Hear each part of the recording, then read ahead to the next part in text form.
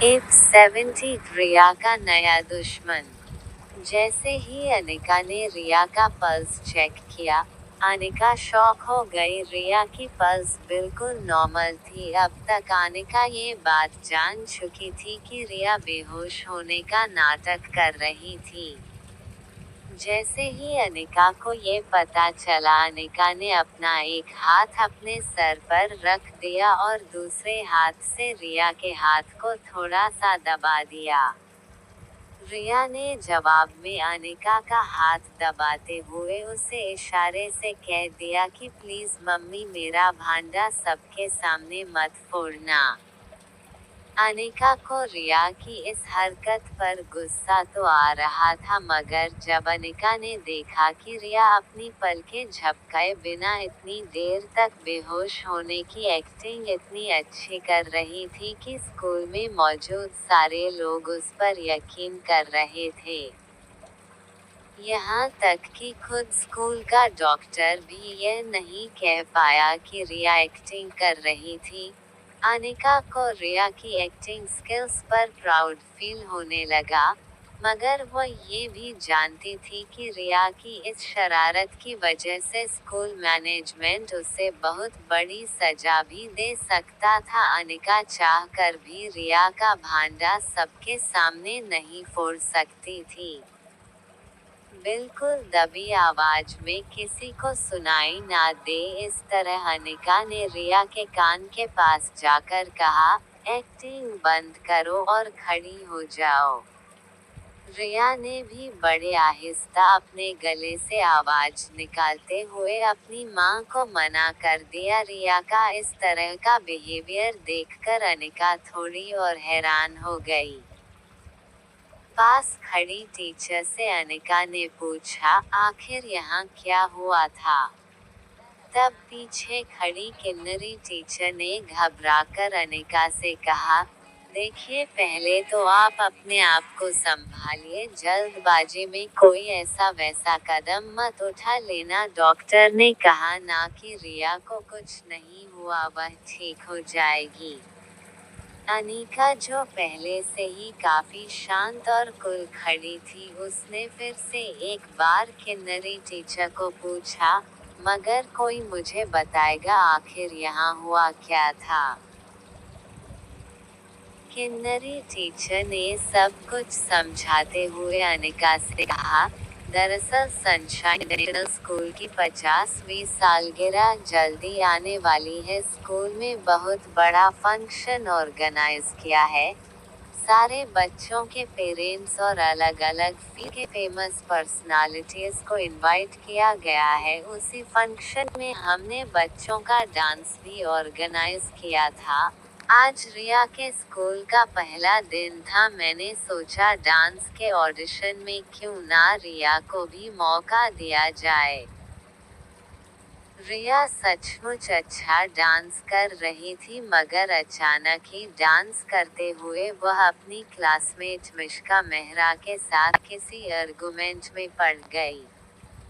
जब अनिका ने देखा कि एक छोटी बच्ची जोर जोर से रो रही थी, जो डांस आउटफिट पहनी हुई थी, उसे इस बात का अंदाजा लग गया कि किन्नरी टीचर मिश्का मेहरा की बात कर रही थी।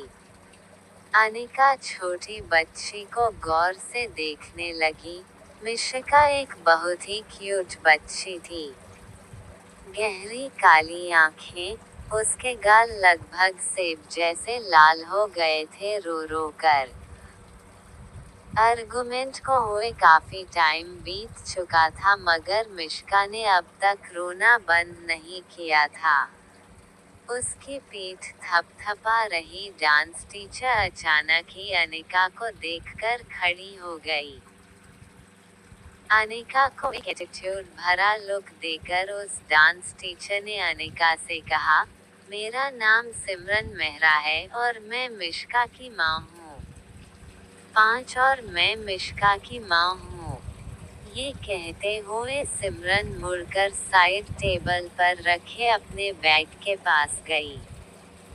बैग में से अपना कार्ड निकालकर उसने 2 उंगलियों के बीच में कार्ड फंसा लिया।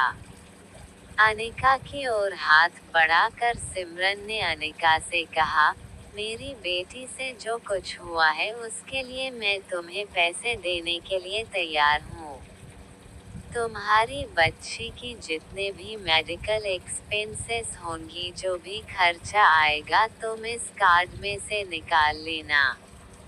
इसका पिन नंबर मैं तुम्हें दे दूंगी और हाँ, तुम चाहो इतना पैसा इस कार्ड में से निकाल सकती हो। मैं तुमसे हिसाब नहीं मांगूंगी कि बच्ची के इलाज के लिए एक्चुअल खर्च क्या हुआ था। चलो, जो कुछ भी छोटी मोटी बात हो गई उसमें तो माँ बेटी का फायदा ही हो गया, समझ लो। सिमरन के मुंह से ऐसी बात सुनकर न सिर्फ अनिका मगर आसपास खड़े सारे लोग शॉक हो गए। अनिका समझ नहीं पा रही थी कि आखिर यह डांस टीचर ऐसे क्यों बिहेव कर रही थी।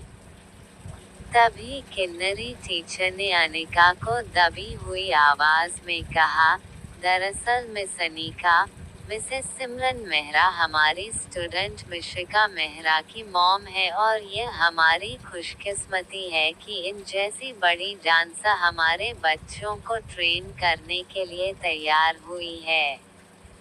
Mrs Simran Mehra gold hip hop dance championship में रनर अप आई थी। ये लगभग 7 साल पहले की बात है। पूरे देश और दुनिया में इनका काफी नाम हो गया। उसके बाद दिल्ली के मशहूर मेहरा परिवार के सबसे बड़े बेटे के साथ इनकी शादी हो गई और अब तो इनके खुद के कई सारे ट्रेनिंग इंस्टीट्यूट्स हैं, न सिर्फ दिल्ली, मुंबई, बेंगलुरु में बल्कि न्यूयॉर्क, पेरिस और फिलाडेल्फिया में भी इनकी नाम से डांस इंस्टीट्यूट चलते हैं। अनिका ने भी दबी हुई आवाज में किन्नरी टीचर से पूछा, मगर इस सब से रिया का क्या लेना देना? तभी हड़बड़ाहट में टीचर ने अनिका से आगे की बात कहना शुरू किया, मिस अनिका, रिया बहुत ही स्मार्ट बच्ची है। टीचर ने सिखाया डांस बाकी बच्चों से बहुत जल्दी ग्रास्प करने लगी थी। कुछ देर के बाद मिशिका को ऐसा लगा कि रिया स्टेप ठीक से नहीं कर रही थी।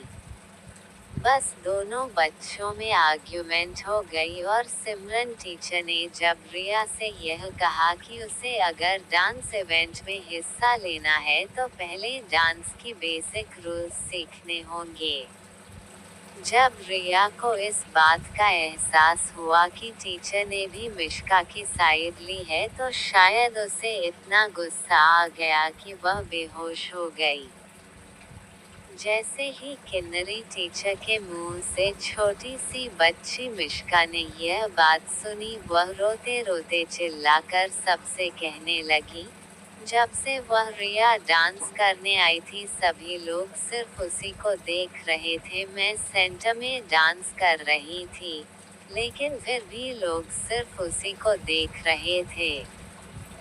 मैं इसे अपने साथ इवेंट में स्टेज पर नहीं डांस करने दूंगी। जैसे ही मिशिका ने सबके सामने यह बात कही, हॉल में मौजूद सनशाइन स्कूल के सारे स्टाफ मेंबर को शर्मिंदगी महसूस हुई। उनकी स्कूल की किसी बच्ची की सोच ऐसी थी, ये जानकर उनका सर शर्म से झुक गया। रिया की बड़ी बड़ी आंखें, लंबे बाल, गोरे गाल देखकर सबको रिया पर प्यार आ रहा था और जब सबने देखा कि इतनी छोटी बच्ची इतनी जल्दी डांस के इतने मुश्किल स्टेप सीख रही थी तो सबकी नजरें रिया पर जम गई। मिशिका जो सेंटर में डांस कर रही थी, उसे यह बात बिल्कुल पसंद नहीं आई कि लाइमलाइट उसकी जगह कॉर्नर में डांस कर रही रिया पर जा रही थी। अब मिशिका की मम्मी सिमरन, जो खुद ही डांस टीचर थी, सिमरन ने अपनी बच्ची मिशिका की साइड लेकर रिया को गलत साबित कर दिया। रिया पहले से बहुत स्मार्ट थी, वो कभी ईंट का जवाब पत्थर से नहीं देती थी। बड़े ही शांत दिमाग से उसने अपने आप पर हो रहे इनजस्टिस से बाहर निकलने का एक रास्ता निकाला। वह अचानक ही आर्ग्यूमेंट के बीच बेहोश हो गई ताकि सिमरन मेहरा उसे डांस इवेंट से उसी वक्त बाहर ना निकाल सके। अनिका हमेशा ईंट का जवाब पत्थर से देने में मानती थी।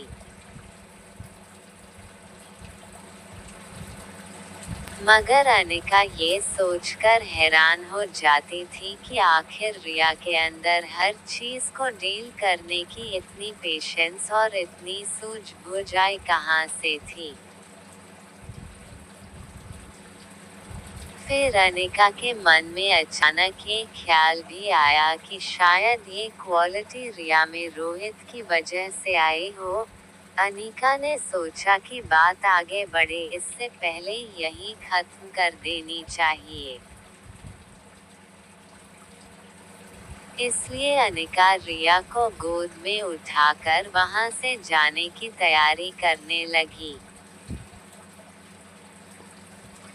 मगर सिमरन अनिका के रास्ते में खड़ी होकर अनिका को ऊपर से नीचे देखने के बाद कहने लगी, देखो जो भी तुम्हारा नाम है।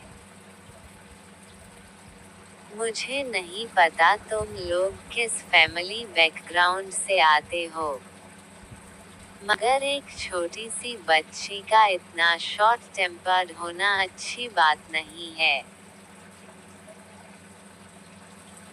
टीचर अगर किसी बच्चे को सुधारने की कोशिश करे तो वो उसके अच्छे के लिए होता है। आपकी बच्ची को ये बात नहीं पता। बस जरा सी बात के लिए जोर जोर से आर्ग्यूमेंट करने लगी और फिर गुस्सा ज्यादा आ गया तो बेहोश हो गई। अनिका ये बात जानती थी कि रिया कभी भी अपनी आवाज ऊंची नहीं करती थी। उसके पास उसकी बात मनवाने के हजार रास्ते थे, जिनमें से एक उसने अभी अभी अपनाया था। अनिका सिमरन मेहरा को हैरान होकर देखने लगी। फिर सिमरन ने रिया की ओर इशारा करते हुए अनिका से कहा, देखो अपनी बच्ची को इतनी कमजोर लग रही है, कमजोर शरीर ऊपर से बॉडी में स्टिफनेस भी बहुत है। इन सब चीजों की वजह से वह अच्छी डांसर नहीं बन सकती। इसकी जगह किसी होनहार बच्चे को अगर डांस में लिया जाए तो वह उस बच्चे के लिए भी अच्छा होगा और आने वाले इवेंट के लिए भी अच्छा होगा। अपनी माँ की ऐसी बात सुनकर मिशिका जोर जोर से ताली बजाने लगी। अचानक उसका रोना रुक गया और वह खुश होकर सबसे कहने लगी, हाँ ये बहुत अच्छा होगा। निकाल दो उसे डांस इवेंट से, निकाल दो। इस बात को लेकर किन्नरी टीचर ने घबराते हुए सिमरन से कहा, सॉरी टू इंटरफेयर सिमरन, मगर रिया को डांस करते देखकर हमें लगा कि वह बहुत अच्छी डांसर है। सिमरन ने टीचर को बड़ी बड़ी आंखें दिखाकर कहा, क्या अच्छा लगा तुम्हें उसके डांस में? जरा मुझे भी बताओ। आप जानती क्या है डांस के बारे में? अगर जानती भी होंगी तो क्या आप ये कहने की हिम्मत करेगी कि आपको मुझसे ज्यादा डांस के बारे में कुछ पता है? आप नहीं बोल पाएंगे, इसमें आपकी गलती नहीं है। मुझे नहीं लगता कि पूरी दिल्ली में मुझसे ज़्यादा डांस के बारे में कोई जानता हो। देखिए, मैं आप सबको बताती हूँ, इस बच्ची में ना तो रिथम की सेंस है ना तो बीट की सेंस। दूसरे बच्चों के साथ इसका सिंक भी नहीं होता और डांस एक टीम वर्क है। It's just not suitable for dancing.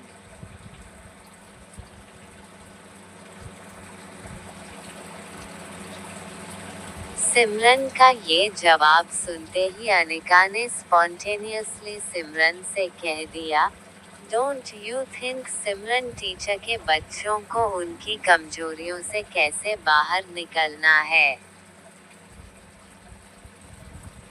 ये सिखाना टीचर्स का काम होता है, ना कि कमजोर बच्चों को साइडलाइन कर देना। अनिका की यह बात सुनकर सिमरन की ईगो को बहुत बड़ी चोट पहुंची थी। सिमरन ने अपनी मुट्ठी बंद करके बड़ी बड़ी आंखें दिखाते हुए अनिका से कहा, क्या तुम जानती हो तुम किससे बात कर रही हो?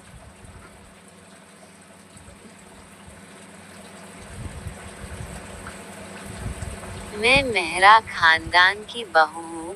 हमारे खानदान के बारे में अगर कुछ भी जानना चाहती हो तो मेरे जाने के बाद यहाँ किसी से भी पूछ सकती हो।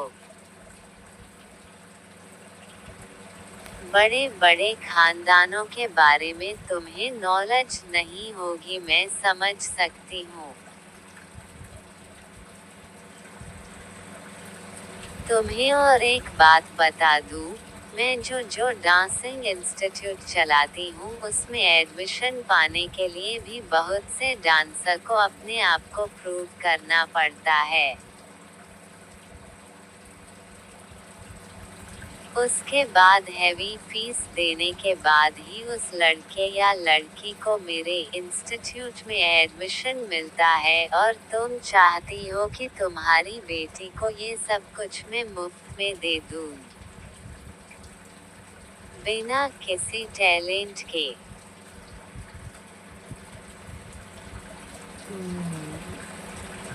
सिमरन की बातों से अनिका एक चीज समझ चुकी थी, सिमरन के अंदर का एटीट्यूड और उसकी अकड़ उसकी डांसिंग टैलेंट की वजह से नहीं थी, बल्कि उसके खानदान के पैसों की वजह से थी।